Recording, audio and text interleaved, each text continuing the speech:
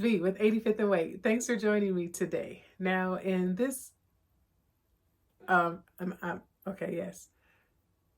I've been gone a little while. I'm back. I'm back. Like last time I was back, and this time I'm back. Y'all get it. You understand. Thanks for joining me today. In this episode, we're going to talk about my very smooth re-entry into sewing, which includes the top that I have on today. So, as the title says, this is the Waffle Patterns Pine top or blouse. And I must say that I enjoyed every bit of the sewing of this garment, okay? We'll talk about the cutting a little later, but as far as the instructions and the actual construction, it was so is kissed. Okay, so to give you a little information, I'll be looking down at my notes about this garment so I can make sure I tell you the right information, but just know that I am very, very pleased with this garment. Okay. So again, the Waffle Patterns Pine Blouse. And I actually have been looking at this blouse for a while. I believe it came out in 2018, which is even before I started sewing, but I happened upon their website and saw quite a few things that I wanted to make up. And, you know, this was way out of my league when I first started. So I just, you know, added it to the in the future list. I was ready to get back into sewing in fall of 2022. I figured this would be a great project to undertake. Plus, when I saw this fabric, that's what I was kind of thinking about. So, in terms of sizing for this pattern, not very expansive.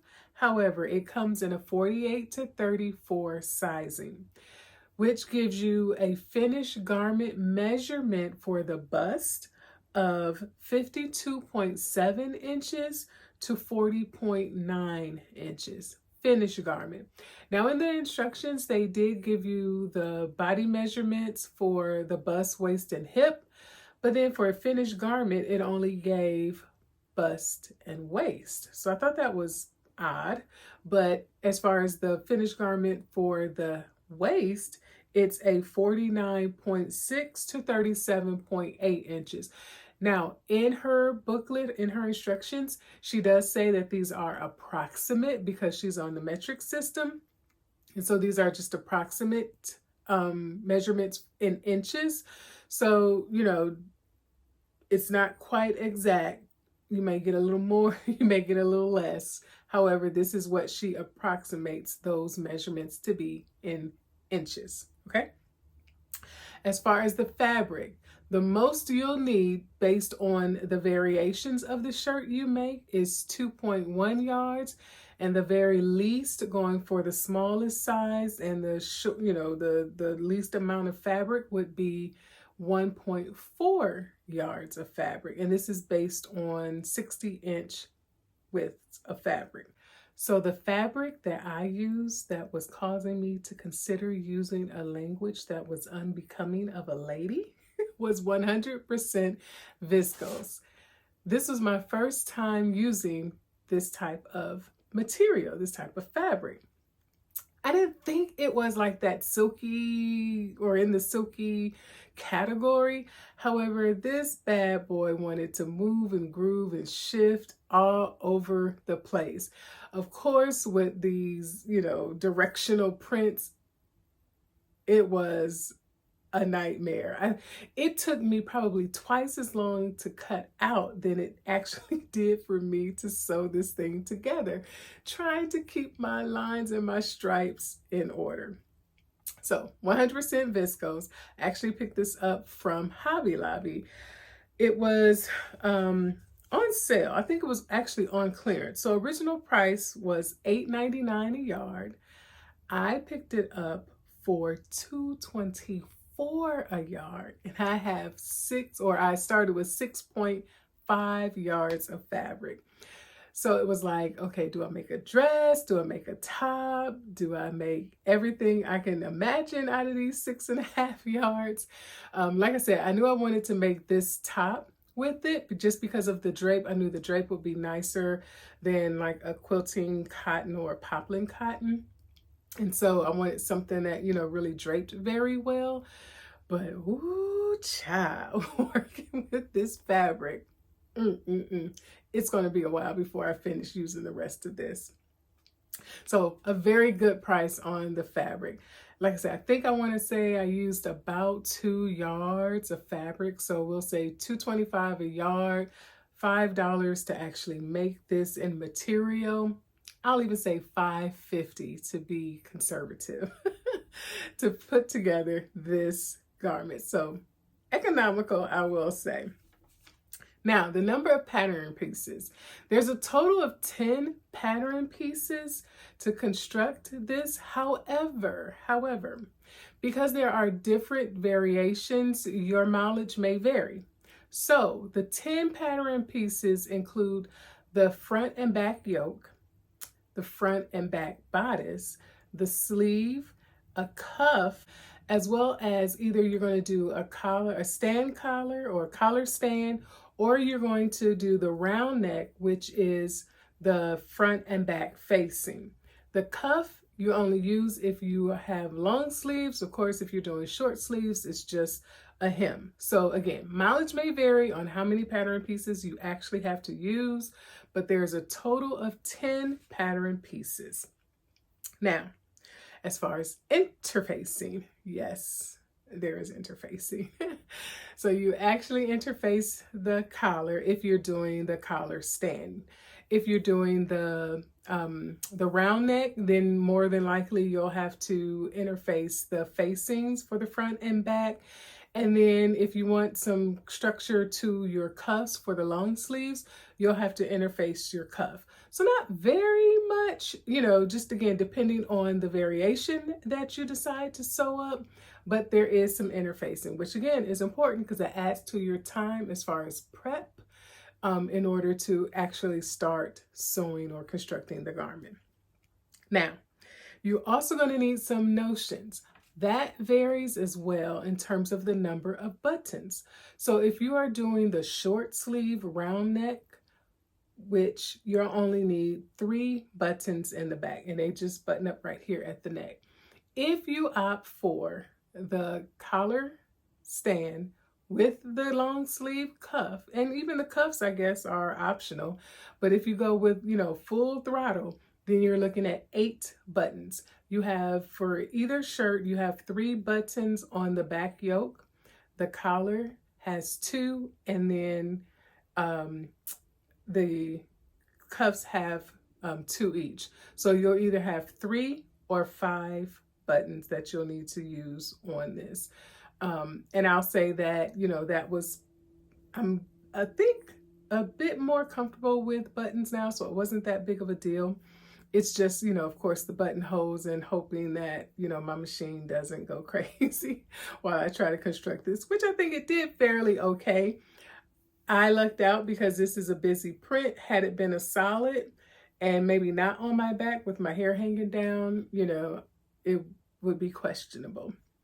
But it's hidden a little bit in the back there. All right, so steps to runway. How many steps? She has done a phenomenal job with the instructions, and I really appreciated that detail. If you're someone advanced, you probably wouldn't need to go through all of those instructions step by step, but 1, because this was my first time using a waffle pattern. 2, because, you know, I really, really wanted this shirt to come out nice. And 3, I was just gonna take my time with it. I chose to go in order based on how she had the instructions, and I took my time and read through everything. So there wasn't anything that was really causing me to pause and question what I'm supposed to do. They were very clearly, you know, written and marked. So it was just a matter of, you know, taking it step by step. So with that said, for the bodice, well, let's start with the collar. So for the collar, you can have about 15 different steps just to put the collar together.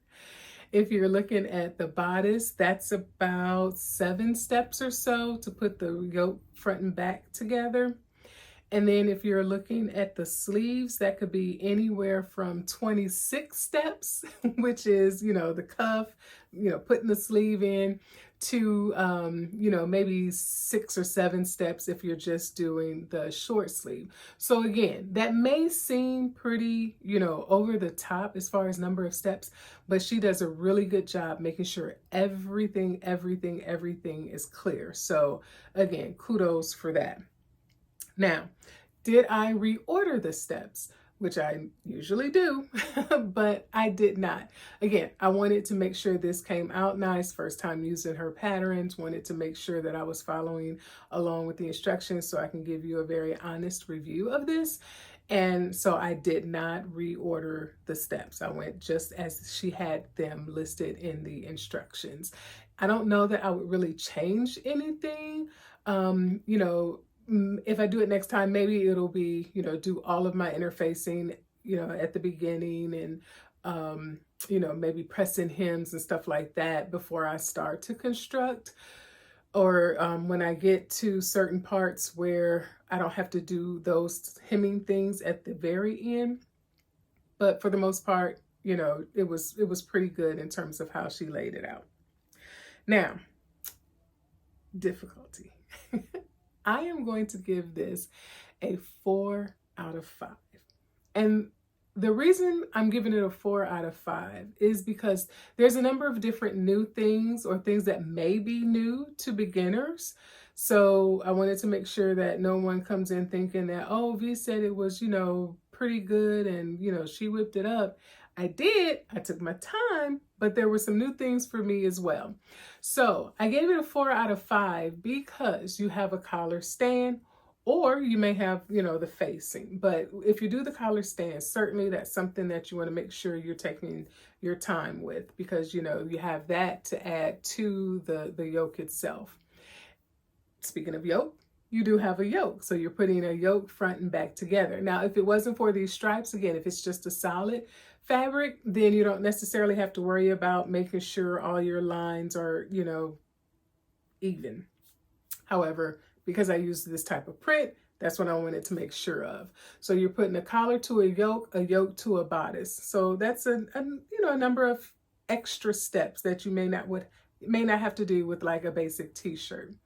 You also have long sleeves with a cuff. Now, the cuff and the sleeve, you can say, oh, that's not very difficult. However, and I'll try to put up some pictures, close-up pictures of this, but you do have some bias that you're cutting, and actually to finish off where you have, your cuff and your button, so that it doesn't, overlap or whatever, but that you've actually, made that look more retail ready, I guess to say. So that's another step of cutting on the bias and, getting all of that onto the actual sleeve. So those are some things there.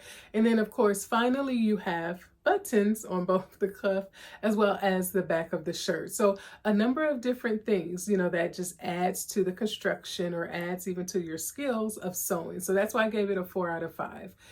Would a beginner be able to do this? I would not recommend it for your, first 1 to 3 garments that you're putting together.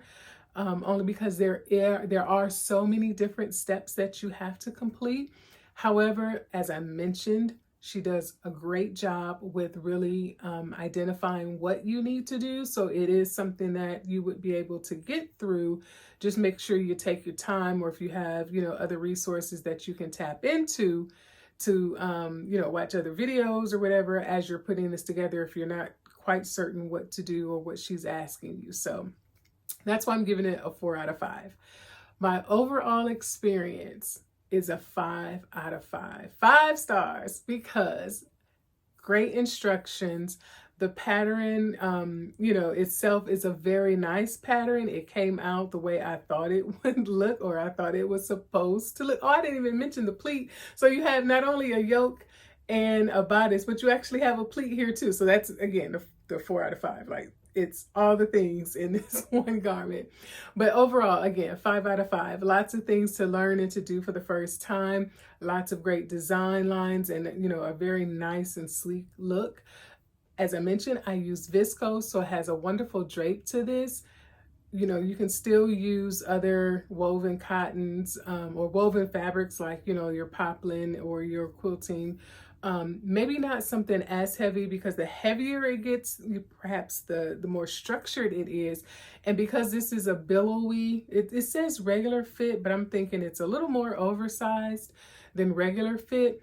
It's just going to stand out away from your body, and so it may not give you the look that you're thinking you want if you're looking at any of her photos on her website, or other photos that folks have put up on social media, if you use a more structured or heavier fabric. So try to stay as light as possible. But overall, I truly enjoyed it. It was a great pattern to really get me back into my sewing groove. As I mentioned, a couple of new things here that I was able to accomplish with this pattern. Looking forward to making this again, probably in a solid, maybe not in a viscose, but certainly something I would have, maybe 2, at the most 3 of these in my wardrobe that I can pull out on any given day. Throughout this video, hopefully I have shown you some footage of me styling this top, whether it's, getting a little fancy or more casual, but there's a number of different ways that you can wear this top or be able to pull off this top for different events or different looks. I recommend that you go out and check out Waffle Patterns. They have a number of patterns that I'm really interested in getting now that I have this one under my belt and knowing what her instructions are. And what to expect, that I don't feel any hesitation with buying any more of those patterns and being able to complete them. So with that, let me know, what do you think about this top? Have you made this top before? Have you even heard of Waffle Patterns before? Of course, I'll leave all of that information down in the description box below. Thanks so much for walking through this sewing journey with me, and I'll see you next time. Bye.